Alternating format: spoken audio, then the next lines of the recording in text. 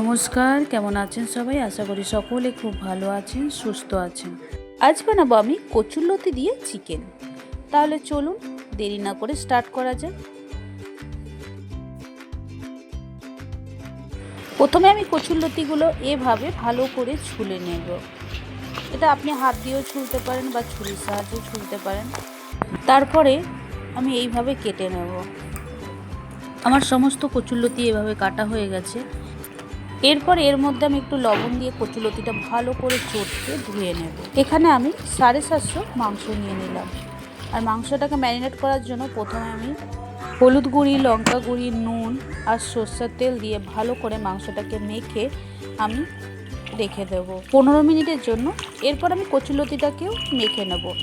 হলুদ গুঁড়ি, লঙ্কা গুঁড়ি, নুন আর একটু সরষের তেল দিয়ে মেখে নেব।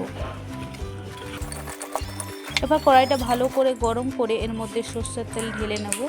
সরষের তেল গরম হয়ে গেলে আমি এর মধ্যে শুকনো লঙ্কা, জিরে, তেজপাতা দিয়ে নাড়িয়ে ছাড়িয়ে আমি পেঁয়াজ ঢেলে নেব।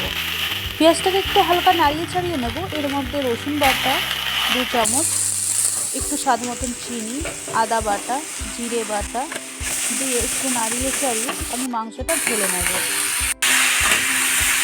এখানে আমি 550 মাংস দিয়েছি। এরপর আমি হালকা নাড়িয়ে চাড়িয়ে 5 মিনিটের জন্য আমি আবার ঢাকা দিয়ে রাখবো। এরপর আমি ঢাকাটা তুলে আবার মাংসটাকে ভালো করে নাড়িয়ে চাড়িয়ে কষাতে থাকবো। এরপর আমার যে আগে থেকে কচুরলতি কাটা ছিল ওটা আমি ঢেলে নেব। এরপর আমি এর মধ্যে একটুখানি জল অ্যাড করব।